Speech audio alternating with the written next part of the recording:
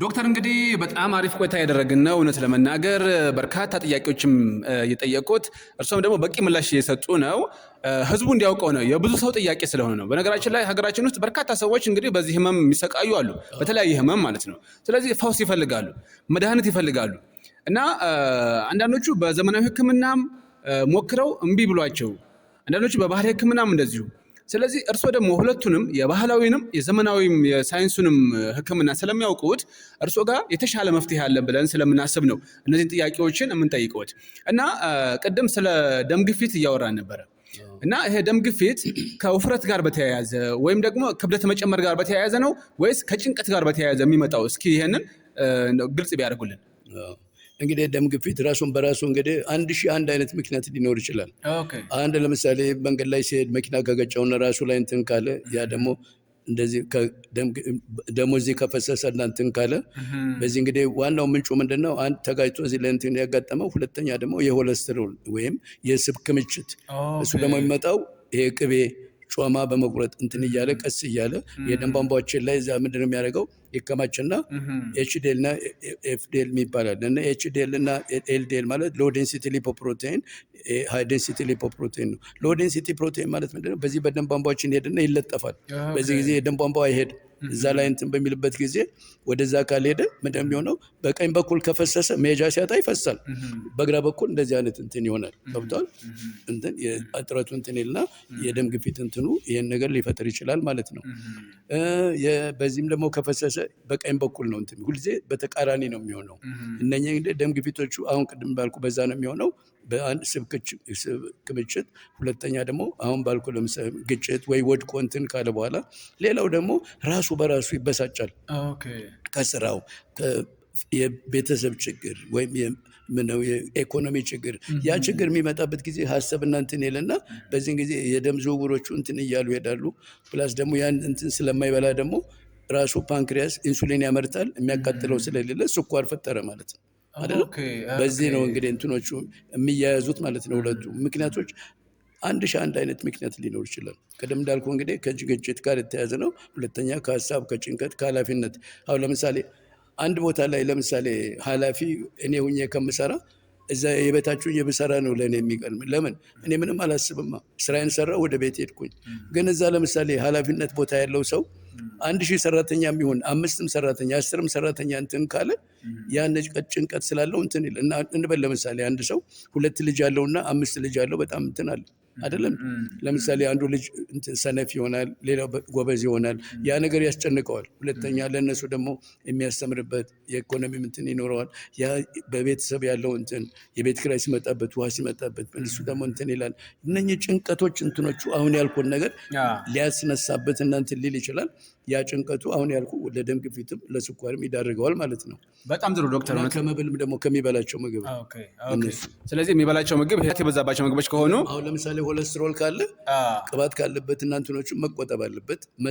ማድረግ ያለበት ምንድን ነው? እዛ ላይ ያንን ቅቤም ይቀንሳል ወይም ይተዋል። ጮማም ደግሞ ከፈለገ ጮማውን አንስቶ ያንን ቀዩን ስጋ መብላት ይችላል። በሳምንት ሩብ ኪሎ ወይም በሩብ ኪሎ ምንድነው ለቀይ ደሙና ለእንትኑ ይረዳዋል። ግን ያንን ለምሳሌ አሁን በዘመናዊ ቅድም እንዳነሳ ነው ለኮሌስትሮል ሳውዝ አፍሪካ የተባለው እንትን አሁን የእሱ ደንበኛው እኔ የምጠቀመው ምንድነው የወይራ ዘይት ነው፣ ቨርጂን። አንድ ሰው ለምሳሌ ያን የወይራ ዘይት በሚወስድበት ጊዜ ጨጓራው ላይ ያልፋል። ከጨጓራው ወደ ጉበቱ ይሄድና እዚህ ያለውን ሎ ዴንሲቲ ሊፖ የተለጠፈውን ምንድነው ሃይ ዴንሲቲ ያጥበዋል።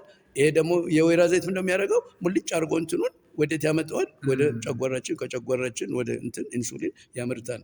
ያ ኢንሱሊን ራሱ ደግሞ አጃክስ ብሎ እና ራሱ ደግሞ መኖር አለበት። ይሄ እንትኑ ለምን ደሞቹ እንዲዘዋወሩና እንዲረዳ ማለት ነው። ግን የበለጠ ከእንትኑ በላይ ከሆነ ለምሳሌ በጣም ብዙ እንትን ያደረገና እንትን ምንድን ይወጣል። ለምሳሌ 150 እስከ 350 ድረስ ጥሩ ነው። ከዛ የእግር ጉዞ ትንሽ ያስፈልገዋል። ከዛ ደግሞ እነዚህ ጮማዎቹን ይተዋል። የሆኑ ነገሮች እንትን ይላል። በእንደዚህ አይነት ነገር መቃጠል አለበት ያ ስቡ ማለት ነው። አዎ። ስለዚህ ደም ግፊቱ ይቀንሳል፣ ስኳርም ይቀንሳል፣ ሁሉ ነገር ይስተካከላል ማለት ነው። መልካም ዶክተር፣ እዚህ ጋር አሁን ደም ግፊት ያለበት ሰው ጨው እንዲበዛ ይሄ ጨው የበዛበት ምግብ እንዲበላ አይመከርም። ደም ግፊትና ጨው ምንድን ነው የሚያገናኘው? ወል ጨው እንግዲህ ሶዲየም ባይካርቦኔት ስለሆነ በዛ እንትን ላይ ነው። አያስፈልግም አይደለም፣ መቀነስ ነው ያለበት። ምክንያቱም ሰውነታችን ጨው ያስፈልገዋል፣ ስኳር ያስፈልገዋል። ያን ስኳር አለኝ ስኳር አትብላ፣ ጨው አለና ጨውን ቀንስ ነው እንጂ። ምክንያቱም ያ ጨው ራሱ ደግሞ ለሰውነታችን ምግብና ውሃ ደግሞ እንድንጠጣ የሚያደርግ ነው። እሱ ደግሞ የራሱ እንትን አለው አስተዋጽኦ እንጂ እስከነጨራሹ ትንሽ አድርጎ እንትን ማለት አለበት። ጨው ቢበዛ ምን ይፈጠራል? አሁን ደም ግፊት ያለው ሰው ምን ይፈጠራል? ከእንትኑ ጋር አሁን ያልኩ ነገሮችን እንትኖቹን እንዲጨምርና እንትን ያደርጋሉ። 10ም 15ም 20% ሊጨምር ይችላል። በዚህ ላይ አሁን ለምሳሌ ቡና ጠጡ ይባላል አይደለም? ቡና ደግሞ በአንድ በኩል ስታየው ደግሞ ለሰውነት ጥሩ ነው። ምክንያቱም የደም ዝውውሮችን እንትን ያደርጋል፣ ያነቃል። እንትኛቱን ሀሳብና ጭንቀት አለ እንትን ካለው ደግሞ የደም ዝውውሩን ጥሩ አድርጎ እንትን ሲያደርግለት እንትን ይላል። ያ ግን በጀበና የተፈላ ቡና ነው እንጂ ዝም ብሎ እንትን በማሽን ተቃጥሎ ነው ማለት ነው። ዶክተር በጣም ጥሩ ዶክተር፣ እውነት ለመናገር በጣም አሪፍ ነው። እና ምንድነው ይሄ ሌሎች ደግሞ አሉ ትንሽ ይሄ መንፈስ የሆኑ በሽታዎች ወይ በጭንቀት ሊሆን ይችላል ወይ በተለያየ እነዚህ ይሄ ሴጣን ጋር በተያያዘ እርኩስ መንፈስ ጋር በተያያዘ የሚነሱ በሽታዎች አሉ። የሚጥል በሽታ የሚባል በተለምዶ ይባላሉ። አንዳንዶቹ እንዳውም ይሄ ከነርቭ ጋር የሚገናኝ የነርቭ በሽታ አይነት ነገር ብለው የሚወስዱም አሉ። እና እነዚህንስ በእናንተ የባህል ሕክምና ይሰጣሉ? ይዳናሉ? እነዚህ በእኛ እንግዲህ ምንድነው የምንጠቀመው? ለምሳሌ ለሚጥል በሽታ እኛ የሚታጠንበት ነው የምናደርግለት። ለምሳሌ እንትና ምንድነው አርማጉስ ማነው ይሄ ነው ስሙ እንደ አቢሽ ነገር ነው የሚሉት እና አጻፋሪስ እና አጻፋሪስ ሁለቱም ልዩነት አላቸው። ነገር ግን እነሱ ምንድነው በዘልማድ ይወስዱና ይሄ ትምህርት እንትን ይለዋል፣ ይሄን ነገር እንትን የሚሉት አሉ። ነገር ግን እንትኖቹ በተጓዳኝ ያ ይሁን እንጂ ግን ዝም ብለው አጻፋሪስ ብቻ ከሰጡት ሰውየው በሽተኛ ነው የሚሆነው። ግን ከሱ ጋር ደግሞ የሚቀላቀል ሌላ እጽዋት አለ፣ ቅድም እንዳልኩት ነው። ሌላ ለምሳሌ አይነ ጥላ ካለበት በሰው ቡዳን ምናምን ነው የምንለው፣ እሱ 12 14 አይነት ነው። አሁን ያልኩን ለዚህ ይሄ አጻፋሪስ ወይ አስተናገድ ነው የሚባለው በአማርኛ። ያንን ጥቁር ነው፣ እንደ ጥቁር አዝሙድ ነው የሚመስለው። እሱን አሁን ሲከፈት ይደርቃል። እሷን ትወስድና አትሊስት አንድ ግማሽ ኪሎ ቤት ታስቀምጣለህ። እንደዚህ አይነት እንትን ላለው ሰው አሁን ያልኩ እነዚህ መንፈሱ እንትን የሚጫጭ ምን እንትን ካለ ያችን ትወስድና ከሰል መጀመሪያ ራሱ ከሰሉ ይታጠባል። ታጥቦ እንትን ካለ በኋላ ይደርቃል። ከደረቀ በኋላ እንትን ማይልበት ያችን ትወስድና አንዷን ትልቋን ከሰል ትወስድና ታቀጣጥለዋለህ። አቀጣጥለህ ጭሱ ወጥቶ እንትን ካለ በኋላ ቤት ታስገባዋለህ። ቤት ታስገባና ያንን አሁን ያልኩን አጻፋሪስ ወይ ማስተና እንትኑን እዛች ላይ አንድ ሻይ ታደርግና እዛ ላይ ምንድን ነው የሚሆነው? ጭሱ ይወጣል። ብዙውን ጊዜ መናፍስት ጭስ አይወዱም። ገብቷል? በእንትኑ በቲዮሪው ነው እንግዲህ ያው እኔ እንትኑን ነው ቲዮሪውን ነው እንጂ የማውቀው በዚህ ልል አልችልም። ያ እንትን ያለው ሰው አንዳንድ ላይ ደግሞ ብዙ እንትኖች አሉ የሚደረጉ። አሁን ወደዚህ የገባ እንደሆነ ምንድነው የሚደረገው? ያ እንትን 7 ቀን ነው ማድረግ ያለበት። 7 ቀን እንግዲህ እንደምታውቀው ድሮም እግዚአብሔርም ሁሉም ሲፈጥረው መጀመሪያ እጽዋትን ነው የፈጠረው። ከዛ በኋላ ደግሞ እኛ እንድንጠቀምበት ነው። ሄኖክ ምንድን ነው ያለው? እኛም ፈጠርከን ሁሉን ነገር አደረክልና እንትን እያለ የምንሞት ከሆነ እንዴት ይሆናል ይላል መጽሐፍ ሄኖክ። የኛው ኦሪጂናል የነበረው ፈረንሳይ ሀገርና ሌላ ነው። አሁን ግን ወደ ተተርጉሞ አለ። በኋላ እግዚአብሔር ምን አለው? አይ በእንደዚህ አይነት እኮ እኛ እንትኖቹን እጽዋቶችን ፈጥሬልሃለሁ፣ ያ ደግሞ በእንደዚህ አይነት እንድትጠቀሙበት ነው ብሎ ነው መልስ የሰጠው። አሁን ቅድም እንዳልኩ ያ ነገር እንትን ሲመጣ የዚህ የእጽዋቶቹ እንትኖቹ መንፈሱ 3 አይነት ነው ያለው። የአየር አለ፣ ምድራዊ አለ እና ደግሞ የውሃው አለ። 3ቱ ነገሮች እዛ ላይ ጨረቃም ደግሞ ትልቅ ጨዋታ አላት። እኛ ሀገር እኔ ሀረር ነው የተወለድኩት እና ለምሳሌ ጨረቃዋ ሙሉ ጨረቃ ሲሆን አያርሱም፣ ግንኙነት አያደርጉም። 7 ቀን ይጠብቁና ከዛ በኋላ ነው የሚሰሩት እንጂ በሙሉ ጨረቃ ጊዜ መንፈሷ የእሷ ኃይለኛ ስለሆነ ብዙ ነገር ታስነሳለች እና የእኛ ነገር ደግሞ እንዲባክን ታደርጋለች የሚል እምነት አላቸው። እንግዲህ በቲዎሪ ነው የሚያውቁት፣ ግን በፕራክቲካል ደግሞ በሳይንሱ ደግሞ ስትገባ እውነታቸውን ነው። ልክ ይህን ደግሞ መጀመሪያ ያጠናው ማነው? የሃንጋሪ እንትን ነው ያንን ያጠናው ስለ ጨረቃ እንትን። አሁን ለምሳሌ የወር አበባ የሚሄደው ከምን ጋር? ከጨረቃ ጋር ነው። 27 ቀን እንትን ይላል። በ27ኛው ቀን ደግሞ ጨረቃ ትወለዳለች፣ እነሱ ደግሞ የወር አበባቸው ይመጣል ማለት ነው። በዚህን ጊዜ ለምሳሌ ሙሉ ጨረቃ ጊዜ አሁን እንግዲህ ወደ መርጦ መንፈስ አይደለም እኔ የሚሄደው ቲዎሪውና ሳይንሱን ነው እንጂ በአምልኮትም አይደለም፣ ወይም ይሄ ይጠቅማል ማለት አይደለም። ልክ በዛን ጊዜ የተረገዘ ልጅ በዚህ በሙሉ ጨረቃ ሁልጊዜ በሽታ አያጣውም። ስለዚህ የእኛ ሰው አያውቅም። ቆይ ሲል ብቻ እሺ። እና ቅድም ያልኩ እነኚህ መንፈስ ብዙውን ጊዜ ደግሞ የሚያደርጉት አሁን ያልኩ በእጽዋት እንትን የተማሩና የሚያውቁ ሰዎች ናቸው። መንፈሱን እዚህ ቦታ ሄድና ይህንን አድርግ ይሉታል። ገቢር አላቸው፣ በሱ ያደርጉታል። እኔ ያጠናሁትን ነው የምልህ እንዴት እንደሚጠቀሙበት። ያ ሰው እንደዚህ ነውና ይሄንን ለመጥፎ ነገር ነው የሚጠቀሙበት። ምንኛ መንፈሱ ይነሳና ይሄዳል። በሚሄድበት ጊዜ እነሱ ደግሞ ልጅ የሚሄዱት ስንት ሰዓት ነው? ከ7 ሰዓት እስከ 9 ሰዓት ነው። በዛን ጊዜ አየር ላይ መንፈስ የአየሩ መንፈስ በሚሄድበት ጊዜ የእሱ ጥላ ያረፈበት ሰው ወይ ሽባ ይሆናል፣ ወይ ያልጋ ቁረኛ ይሆናል፣ ወይ በሽተኛ ይሆናል፣ ጥላው ራሱ። ስለዚህ ያንን ጥላ ደግሞ ቅድም እንዳልኩ ያረፈበትን እንትን ለማለት ደግሞ ሌላ ደግሞ ጥናት አለብህ ማለት ነው ለማስለቀቅ። የትኛው ነው ቅድም ያልኩ እምቧጮና እንትኖቹና ፕላስ ደግሞ ያ መንፈስ እንትን የሚያርቀው በዚህ የምታደርገው የመዝሙረ ዳዊቱ ማለት ነው። አሁን እንግዲህ ይሄኛው ምንድነው በአየር ላይ ያለው ነው። አሁን በእንደዚህ አይነት ነው እና እሱ ላይ ደግሞ እንደሚደረገው እሱ ይወሰድና እጽዋት አለች እነዚህ ያለበት ሰው ይገቡና ከሰሉን እንትን አድርገው ያችን እጽዋት ይቆርጡና እዛችን ላይ እንትን ነው ያንን ይታጠናል። ያ መንፈሱ ይለቀዋል። ያንን እንትን በሚያደርግበት ጊዜ መንፈሱ ይጮሃል። የት ምንድነው መልቀቂያም በሱ ታውቅ አይ የለም ንገረኝ ይለዋል። እሺ 7 ጊዜ አፏጭልሃለሁ ይለዋል። ይነጋገራሉ ትሰማለህ። እና በእንደዚህ አይነት ነው እነሱ እንትን የሚያደርጉት። እና ይሄ ነው እንግዲህ ተመልከት እንግዲህ ሳይንስ ውስጥ ገብተህ ተመራምረህ ስታየው እንዴት ነው መናገር ትችላለህ፣ መስረዳት ትችላለህ፣ ግን ማየት አትችልም። ይሄ አንዱ ነው። በአየር ላይ እንትን ተደርጎ በእንደዚህ አይነት ያንትን ሲለ ይለቀዋል። ምንድነው ምን ይላል አንዳንድ ጊዜ አመዱን አምጥና እዛ ላይ ያርግልኝ ይለዋል። ያቃጠለበት እሱን ይናገራል። እሱ ራሱ ለዛ ታቀብለዋለህ፣ ይለቃል። አንዳንዴ ጓያ ቅማል ይላል፣ አንዳንዴ ከሰላኝ እንትን ላለው አመድ ብዙ ነው የተለያየ ነገር በሱ መንገድ ነው የምትሄደው። ይሄ እንግዲህ ሁለተኛው ደግሞ ሌላ ምንድነው ውሃ ውስጥ ያሉ ናቸው። ውሃ ውስጥ ያሉ ደግሞ እዛም ይኖሩ አሉ። ስለዚህ እግዚአብሔር አሁን እንግዲህ እኔ ማማቴ አይደለም ወይ ሃይማኖት ውስጥ እኔ መግባት አልፈልግ። ሃይማኖትና ፖለቲካ እኔ ጋር አይሄዱም። ምንድን የሆነው ያን ሳታንን ሰይጣኑን እግዚአብሔር ሲያባረረው እንዳንተ ሆናለሁና ከአንተ አላንስም ብሎናል። ስለዚህ እግዚአብሔርም እንትን አይወድም ማለት ነው እንትን የሚለው እና ያ በዛ ምንድን ያለው አሁን ቤርሙዳ የሚባል አለ አይደል? ቤርሙዳ ላይ ነው እሱ ነው ያረፈው። ምኑ የእሳት ናይል እንግዲህ ተመልከት፣ የውሃው እንትን ነው። በዛ በኩል ላይ መርከብ ኤሮፕላን ምን ካለፈ ወይዛው ይገባል፣ በዛው ይሰምጣል። እነሱ ያችን ስለሚያውቁ እንግዲህ እዚህ ላይ ነው አየህ ፈረንጆቹና እነ የሰለጠኑት እነሱ ይጠቀሙበታል፣ በሳይንሱም በጥናቱም። አሁን መርከብ ዛ ሲሄድ አይሄድም፣ ያቆማል።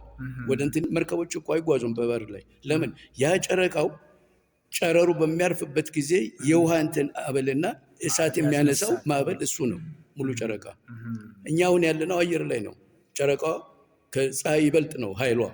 በዛ እንትን በምታደርግበት ጊዜ እንስሳ ለምሳሌ አንበሳ ብትወስድ አንበሳ በሙሉ ጨረቃ ጊዜ አይነክስም፣ አይሄድም፣ አይሮጥም። ሄደ እንዲህ ብዳብሰውን ብትነካውም ዝም ብሎ ነው የሚያይህ። በሙሉ ጨረቃ በዛ እንትን ይላል። ለዚህ ነው ይነሱና ላዩን እንትን ያልፋሉ። እንትን አልፈው ታች ከውሃ በታች ይሄዱና ያነዛ የነሱ ጨረር ሲበዛበት ውሃው እንደዚህ የሚነሳውና እንትን የሚለው። ሌላው ቅድም ያልኩ እንግዲህ በዛ እንትን የተነሳ ውሃው እዛ እንትን ስላለ በዚህ ጊዜ እዚህ በርሙዳ እንትን ላይ አይከቡም፣ አይሄዱም፣ እንትንም አይሉም። ባንዳን እንዲያውም በእንትን ላይ አንድ ጊዜ አንድ ሰው እንደዚሁ የማውቀው እንትን እዚሁ ደብረ ዘይት ላይ ከዚህ ከኦሮሚያ ክልል ላይ ሰራ አገኘሁት። የባህል ሐኪም ነው እና በዚህ እንትን አለውና ይሄ ቆሪጥ የሚባለው ነገር እንዴት ነው ብታስ እዚህ ቋላ ላይ እንትንና እንዲያው እዛ መሄድ ፈልጋለሁ አልኩት። መሄድ እንችላለን፣ ነገር ግን ምን ያደርግልዎታል አለኝ።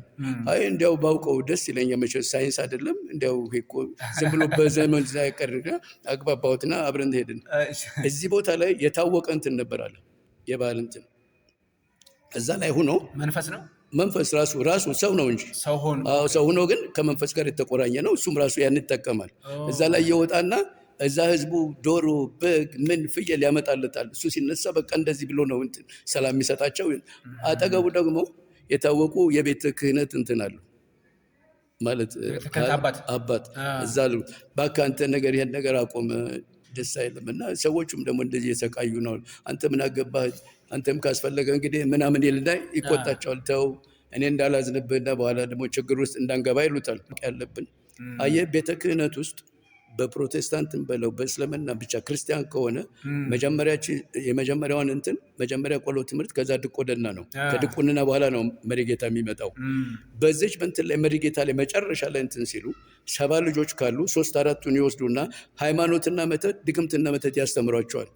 ይሄን ግን አይናገሩም፣ አያስተምሩም። ግን ይሄ እርግጠኛ የሆነ እንትን ነው እና እሳቸው ይህን ትምህርት ሁሉ አለ። ሁሉም ጳጳስ አሁን እዛ ላይ ያለው ያውቃል። መዝሙረ ዳዊት እየደገመ ነው የሚወጣው ሁሉም።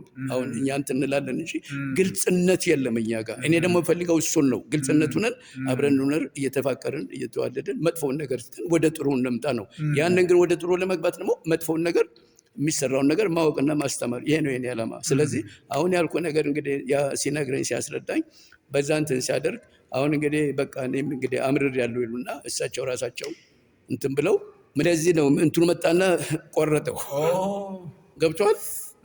በዚህ ነው ጃንሆይም የሚታሙት በበለ ገብቷል።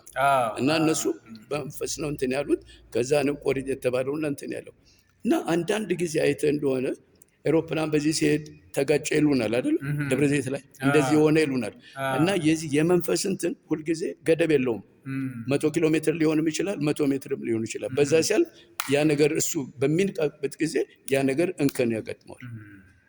ይሄ እንግዲህ የባህሩን ቅድም ነገር ያለው አውሮፕላን በዚያ እንትን ያልፋል። አውሮፕላን ገብቶ ይገባል እንጂ አይወጣም። እና በዚህ ላይ ደግሞ በጣም እንደዚሁ ሳስተምር መቼስ ይገርማል። አንዳንድ እንትኖች በጣም የኢትዮጵያ ለጋቅቤ ነው ያልኩ ለዚህ ነው። እና በጣም እንትን ነው ዶክተር እኔ የደረሰብኝ ልንገርህ አለኝ። እሺ አልኩና በቃ እኔና ምንድነው እንዋኝ ነበር አለ።